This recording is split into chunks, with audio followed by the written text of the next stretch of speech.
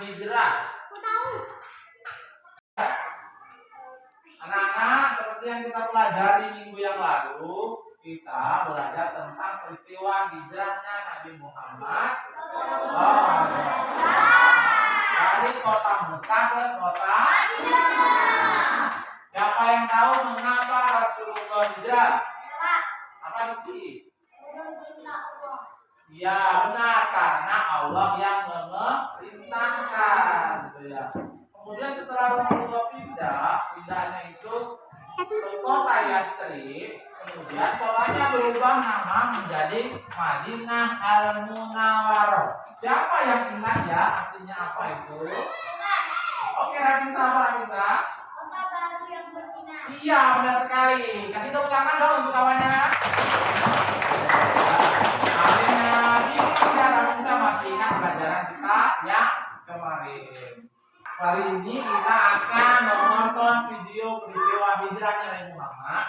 Kalian dengarkan, nanti kita lihat apa kisah dan apa pesan yang ada di dalam video ini. Oke, dengarkan ya. Di mana yang penting silakan dicatat. Oke, siap-siap. Ini videonya. Oke, kita tonton sama-sama. Silakan ditonton. Nanti kita tahu apa yang terjadi. Jika ada yang penting silakan ditulis informasinya.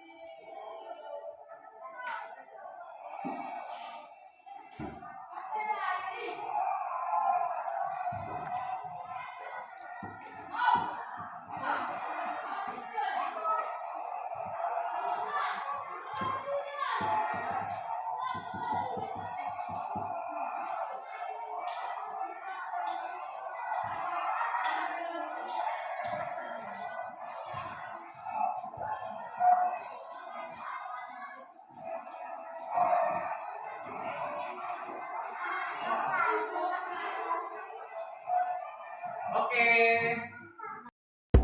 Kisah Nabi Muhammad SAW, hijrah ke Madinah. Madinah memiliki arti sangat penting bagi umat Islam.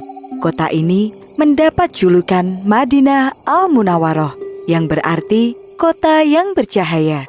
Sebelum Islam datang, Madinah dikenal dengan nama Yatsrib. Banyak orang dari segala penjuru datang ke Yatsrib.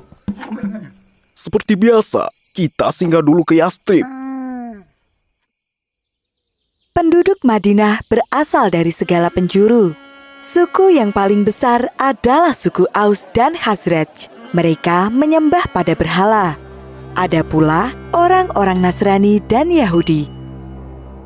Mulai sekarang, ini adalah tanah kita. Meskipun hidup berdampingan, masing-masing suku itu tidak pernah akur. Mereka selalu saja berselisih. Mata pencaharian sebagian besar penduduk Madinah adalah bertani. Tanah di sana sangat subur, sehingga kurma dan anggur bisa tumbuh dengan baik. Oh, lihatlah, panen kita kali ini sangat melimpah. Benar sekali. Ini berkat perlindungan pohon keramat. Sebagian besar dari mereka memang masih menyembah pada benda-benda alam. Setiap kali musim haji tiba, seluruh umat manusia datang ke Mekah, termasuk pula suku Khazraj. Saat itulah Rasulullah mengundang mereka dan mengenalkan Islam. Kami bersaksi, tiada Tuhan selain Allah, dan Muhammad adalah utusan Allah. Alhamdulillah, mereka mengucap 2 kalimat syahadat dan memeluk Islam. Pada tahun berikutnya, suku Aus ikut bersumpah setia kepada Rasulullah. Suku Aus dan Khazraj selalu bermusuhan hampir 120 tahun lamanya. Namun, Rasulullah berhasil menyelesaikan masalah mereka dan membuat mereka menjadi saudara. Mulai sekarang, kita berjanji untuk membantu Rasulullah. Kita adalah pembantu bagi Rasulullah. Sejak saat itu, mereka dikenal sebagai kaum Ansor, yang berarti pembantu. Berita tentang adanya kaum Ansor yang bersedia membantu dan melindungi Rasulullah ini membuat suku Quraisy geram. Apalagi satu persatu umat muslim mulai hijrah ke Madinah. Jangan biarkan Muhammad hijrah. Undang semua pemimpin Quraisy. Kita harus menyusun rencana. Pada hari yang ditentukan, semua pemimpin Quraisy berkumpul di Darun Nadwah. Musyawarah pun dimulai. Masing-masing perwakilan kabilah mulai mengutarakan pendapat. Bagaimana jika kita mengurungnya? Tidak, para sahabatnya pasti akan menyerang. Apakah kau tidak melihat kekuatan mereka? Usulan demi usulan terus berdatangan. Namun, tidak ada satupun yang memuaskan. Kemudian, muncullah satu ide jahat yang datang dari Abu Jahal, paman Rasulullah. Kita ambil pemuda-pemuda gagah dari setiap kabilah. Berikan mereka pedang. Siapa saja yang berhasil membunuh Muhammad akan mendapat imbalan 1000 dinar. Semua orang yang hadir malam itu setuju dengan usulan dari Abu Jahal. Itu usul yang terbaik. Setelah peristiwa Darun Nadwah itu, Abu Jahal menyusun rencana sebaik mungkin. Dia memilih pemuda-pemuda hebat dan menentukan waktu yang tepat untuk menyerang. Apakah kalian semua sudah siap? Siap, Tuan. Bagus. Malam ini, kepunglah rumah Muhammad dan jangan biarkan dia lolos. Rencana Abu Jahal sangat rapi dan tersembunyi. Namun, Allah Maha mengetahui semuanya. Kemudian, Allah mengutus malaikat Jibril untuk menemui Rasulullah. Allah berfirman, Wahai Rasulullah, janganlah engkau tidur malam ini di atas tempat tidur yang biasa engkau gunakan. Sesungguhnya, Allah menyuruh supaya engkau berangkat hijrah ke Yathrib. Setelah menerima wahyu tersebut, Rasulullah bergegas menemui sahabatnya Abu Bakar. Allah telah mengizinkan aku keluar dan hijrah ke Yathrib. Izinkan aku menemanimu ya Rasulullah. Atas izin Allah, Abu Bakar pun menyiapkan segala macam kebutuhan, dimulai dari unta tunggangan, pakaian, hingga makanan. Setelah semua persiapan selesai, Rasulullah pergi menemui Ali bin Abi Thalib. Apa yang harus aku lakukan ya Rasulullah? Rasul kemudian meminta agar Ali tidur di atas kasurnya dan memakai selimut miliknya. Setelah keadaan membaik, Rasul meminta agar Ali menyusulnya ke Madinah. Sebelum malam tiba, Rasulullah diam-diam keluar dari kota Mekah. Ali menjalankan perintah Rasul dengan baik. Dia berbaring dengan selimut menutupi tubuhnya di atas kasur milik Rasul. Aku melihat Muhammad masih tertidur. Kita tunggu gelap. Saat itulah kita akan beraksi. Mereka tidak menyadari jika yang berada di dalam rumah itu bukanlah Rasulullah. Ketika waktu yang telah ditentukan tiba, para pemuda itu menyerbu ke dalam dan mendobrak kamar Rasulullah. Dia bukan Muhammad. Cepat, pindah seluruh rumah. Mereka pun mencari Rasulullah ke seluruh penjuru rumah. Dan ketika tidak menemukannya, mereka pun menghajar Ali dan memintanya buka mulut. Cepat katakan di mana Muhammad berada. Namun, Ali tidak sekalipun membuka mulutnya. Para pemuda itu pun semakin marah. Buat dia bicara, atau kita semua yang akan celaka. Para pemuda itu takut akan hukuman yang mungkin saja diberikan oleh pemimpin Quraisy jika mereka gagal menjalankan perintah. Kabar tentang Rasulullah yang berhasil keluar dari kota Mekah pun segera tersebar. Seluruh prajurit dan kaum Quraisy berpencar untuk mencari Rasul. Telusuri semua jalanan menuju ke Madinah. Dia pasti belum jauh. Yang lainnya, awasi keluarga Muhammad. Jangan biarkan mereka mengirim bantuan sekecil apapun. Pencarian atas Rasulullah pun dilakukan secara besar-besaran. Saat itu, Rasulullah dan Abu Bakar telah sampai di Gunung Sur. Mereka berdua sudah kelelahan setelah hampir sehari semalam berjalan. Ya Rasulullah, ada sebuah gua di sana. Aku akan memeriksanya lebih dulu. Setelah memastikan gua itu aman, Abu Bakar pun mempersilahkan Rasul untuk masuk. Rasulullah bersembunyi di Gua Sur selama beberapa hari. Secara bergantian, orang-orang kepercayaan Rasul datang untuk membantu. Mereka adalah Abdullah, putra Abu Bakar, yang menyampaikan berita dari Mekah. 2. Asma, putri Abu Bakar yang membawakan makanan. 3.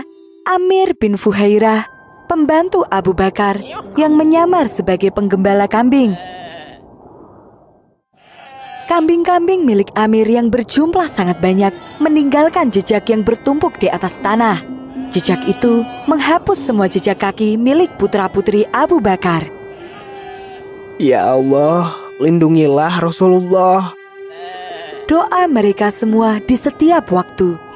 Atas bantuan mereka, Rasulullah dan Abu Bakar dapat bersembunyi dengan aman dan cukup makan serta minum. Pada suatu hari, sekelompok orang Quraisy mulai mencari di sekitar Gunung Sur. Mereka melihat sebuah gua yang mencurigakan.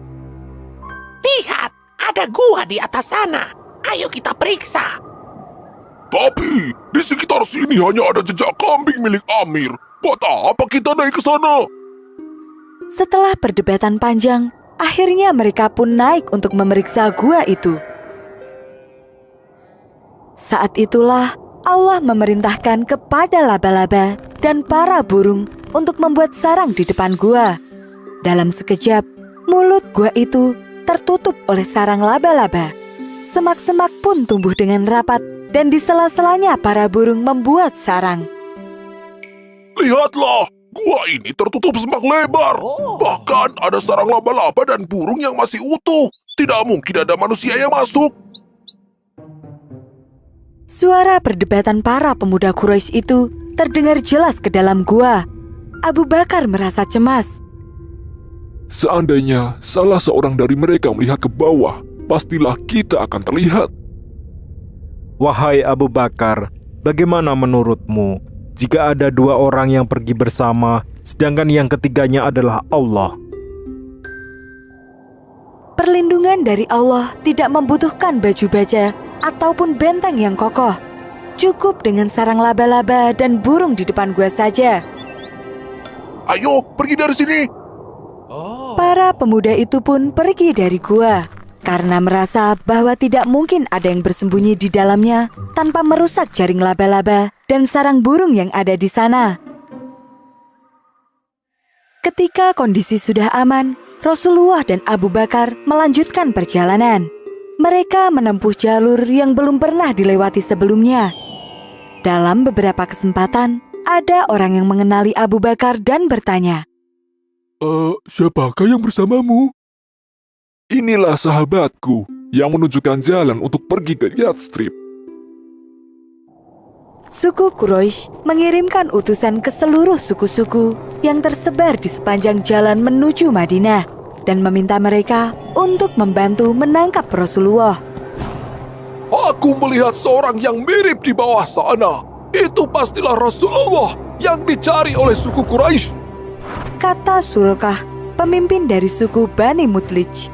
Dia memacu kudanya dan mengejar Rasulullah beserta Abu Bakar. Ya Rasulullah, ada yang mengejar kita. Sekarang kita akan tertangkap. Tanpa menengok ke belakang sama sekali, Rasul berdoa memohon perlindungan dari Allah. Kuda Surqah tergelincir dan dia jatuh ke tanah. Dia pun bangkit dan kembali mengejar. Namun dia kembali terjatuh. Setelah 3 kali terjatuh, dia pun sadar dan meminta maaf kepada Rasul. Di tengah perjalanan, Rasulullah singgah selama 4 hari di Quba, sebuah desa yang terletak di selatan Madinah. Rasul membangun masjid pertama, yaitu Masjid Quba. Masjid ini dibangun dengan dasar ketaatan dan ketakwaan Rasulullah kepada Allah Subhanahu wa Ta'ala. Di sini, Rasul kembali bertemu dengan keluarganya.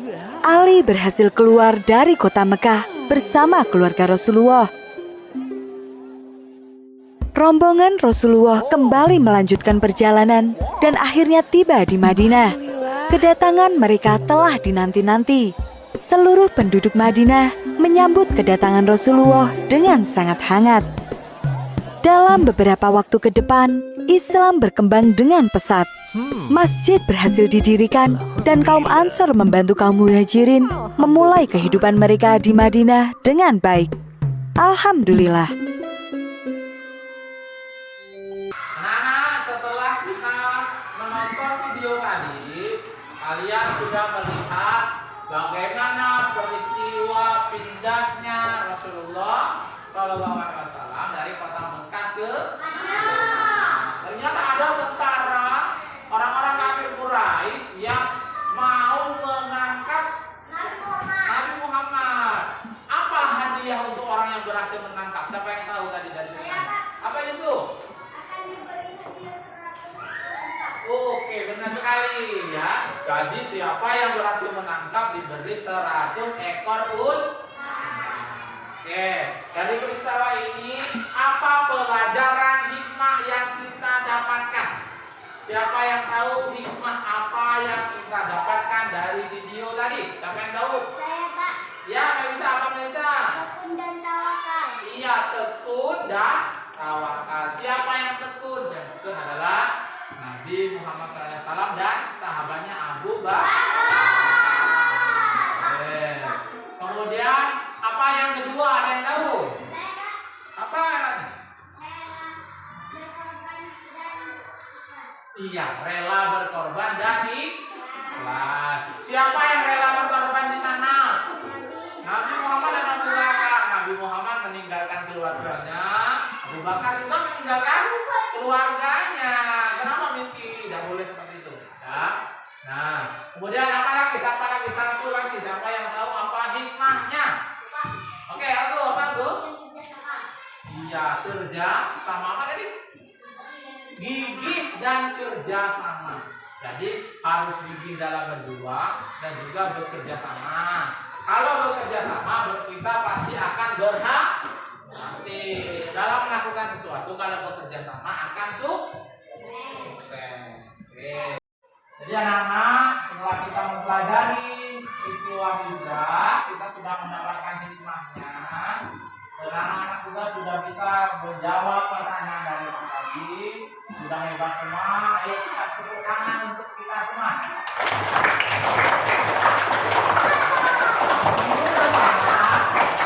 Minggu depan kita akan melanjutkan pelajaran ke pelajaran berikutnya. Ya, Roger tidak bisa diam lagi.